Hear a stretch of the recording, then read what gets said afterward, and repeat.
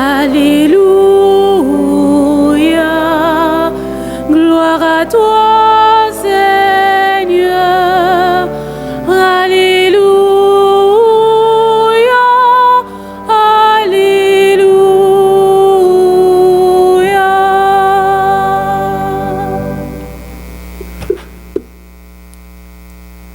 Le Seigneur soit avec vous.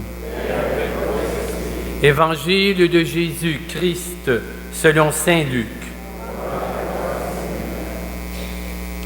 Alors qu'il faisait route vers Jérusalem, Jésus traversait villes et villages en enseignant.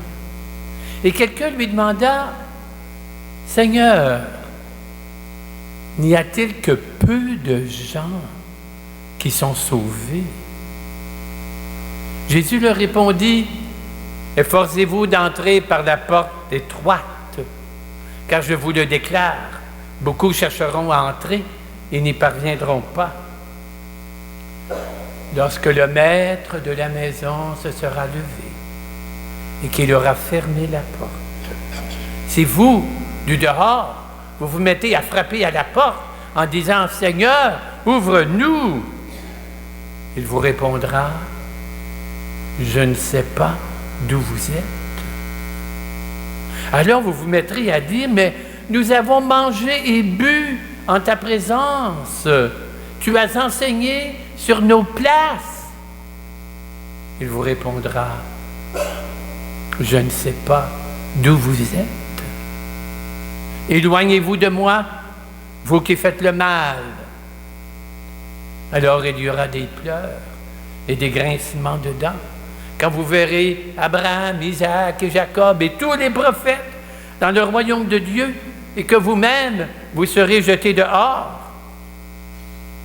Alors, on arrivera de l'Orient, de l'Occident, du Nord, du Sud, prendre place au festin dans le royaume de Dieu. Mais il y aura des derniers qui sont les premiers et des premiers qui sont les derniers. Acclamons la parole de Dieu.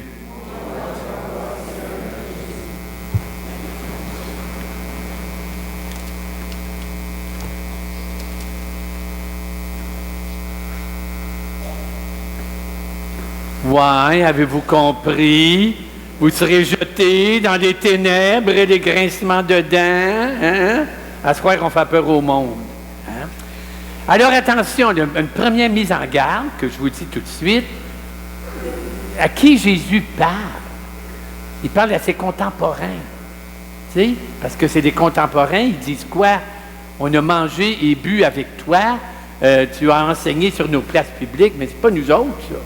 C'est des contemporains de Jésus, les gens de Galilée qui l'ont refusé, qui ont passé à côté d'une belle chose. Ça, c'est la première chose que je voulais vous dire, pour désamorcer la bombe. Deuxième chose que je voulais vous dire, très importante, comment tout ça commence? Ça commence par une question. Hein? Y a-t-il que peu de gens qui sont ou soient sauvés? Donc, ça parle du salut. Être sauvé, ça veut dire quoi? Hein? Bien, on emploie ça, nous autres. Hein? Mon médecin m'a sauvé. Il a détecté mon cancer à temps, il m'a sauvé la vie. Tu sais? Ou bien, moi j'ai eu un prof en secondaire 3 qui m'a sauvé. Il m'a aidé en mathématiques. Il s'est occupé de moi. Il m'a empêché de décrocher. Il m'a sauvé la vie. Mon chum Joseph, il m'a sauvé. Il m'a prêté 20 000 $ à 0,5 % d'intérêt pour que je ne fasse pas faillite. Hein? Ah, on dit ça. Puis dans la Bible, c'est pareil. Hein? Dieu, il sauve. Puis dans des situations extrêmes, hein, le peuple est esclave. Il est réduit à rien. Il n'a plus aucun droit. Dieu sauve en les arrachant de l'esclavage. Et ils arrivent devant la mer morte, ils vont être tués, anéantis par l'armée la puissante du Pharaon. Dieu sauve. Il fait traverser la mer. C'est tout le temps comme ça.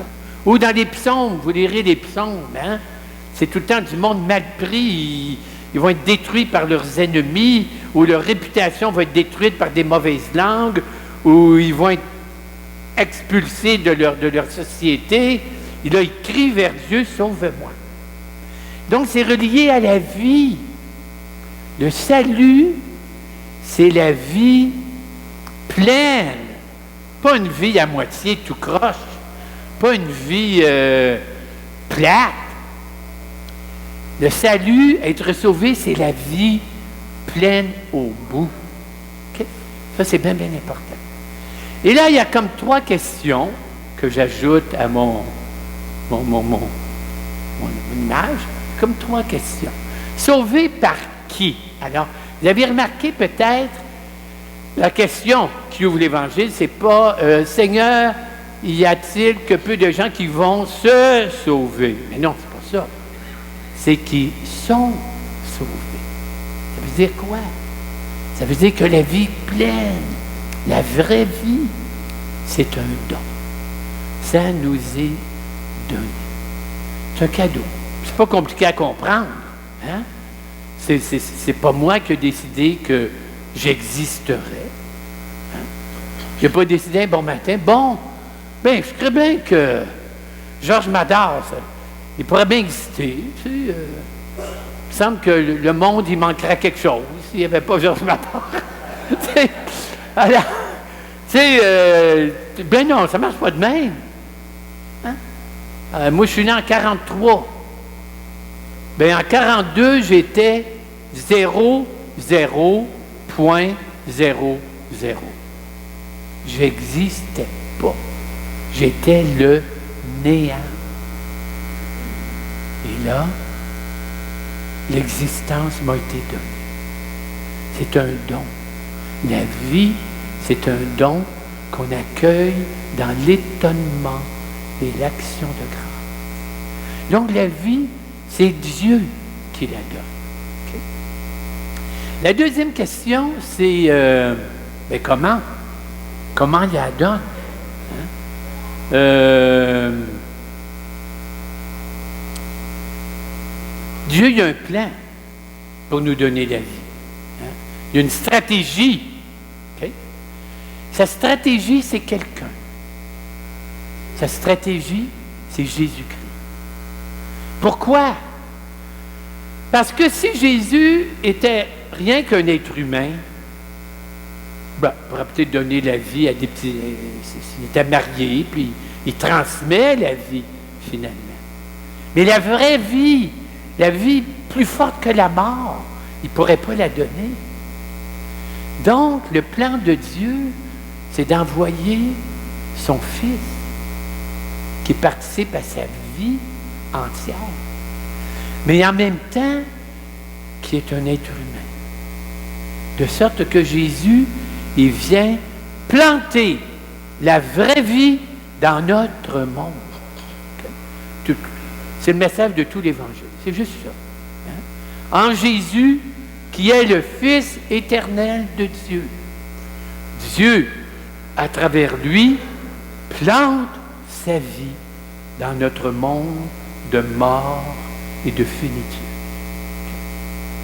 Troisième question. Être sauvé par qui? Être sauvé comment? Être sauvé quand? Quand je suis baptisé? Quand je viens au monde? Quand je meurs? Quand je rencontre Saint-Pierre? L'autre bord? Hein? Quand? Bien là, il y a des pas quand. Il y a des pas quand. Hein? C'est frappant dans l'Évangile d'aujourd'hui, quand ils disent « Oh, nous avons mangé et bu en ta présence. » Jésus dit « Attends, c'est pas là. » « Ah oui, mais tu as prêché, tu as enseigné sur nos places. » C'est pas là. Mais c'est quand d'abord? C'est quand on suit Jésus. Quand on l'accueille, on le laisse me transformer et le suivre. Jésus ne veut pas avoir des auditeurs. Il veut avoir des disciples. Jésus ne veut pas qu'on le regarde marcher. Il veut qu'on marche avec lui. C'est très fort, ça. Hein?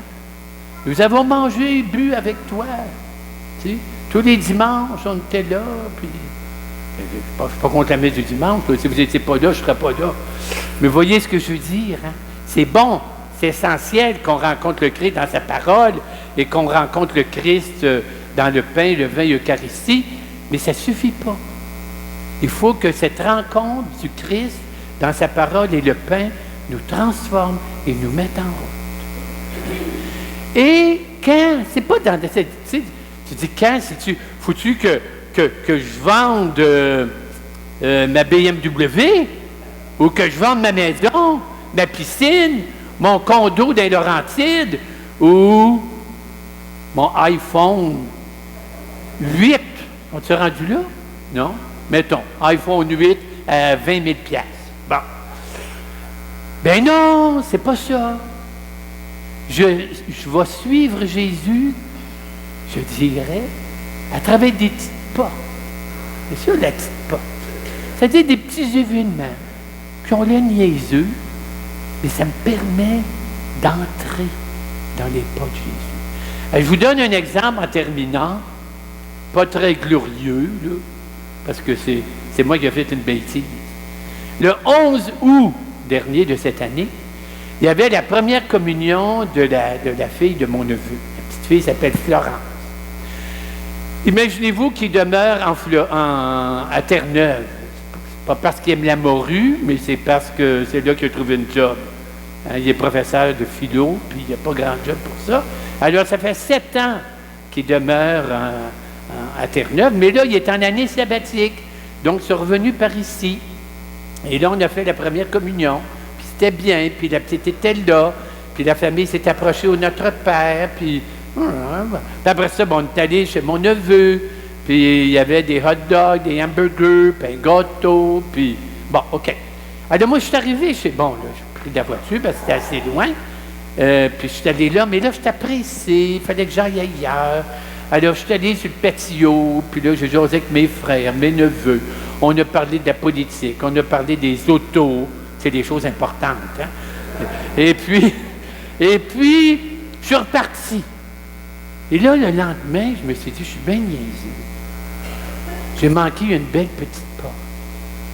J'aurais dû aller voir la petite Florence, puis jaser avec, puis demander comment ça a été de vivre ça, puis qu'est-ce qu'elle a aimé, puis comment elle s'était préparée. D'aller plus loin, de l'aider à revenir sur l'événement, à mieux le comprendre. Je ne l'ai pas fait. J'ai manqué la petite porte. Il ne faut pas en manquer trop. On peut en manquer une couple. J'espère que Florence m'a pardonné, et puis le bon Dieu aussi. On va terminer en priant. Petite prière pour terminer. Seigneur Jésus, tout au long, j'ai une image. Voilà. Seigneur Jésus, tout au long de ta vie, tu as dû faire des choix. Tu as toujours choisi la porte étroite, la porte exigeante, la porte de l'amour. Viens me sauver des mauvais choix qui conduisent à la solitude et à la mort. Quand j'ai le goût de me venger, fais-moi entrer dans la porte du pardon. Quand j'ai le goût de ne penser qu'à moi, fais-moi entrer dans la porte du partage. Quand j'ai le goût d'ignorer le cri des pauvres, fais-moi entrer dans la porte de la compassion. Quand j'ai le goût de tout lâcher, fais-moi entrer dans la porte du courage et de l'espérance. Oui, Seigneur, aujourd'hui, je te choisis pour mon Seigneur et mon salut. Fais-moi entrer dans tes choix et ainsi j'entrerai dans la vie, la vraie vie. Amen.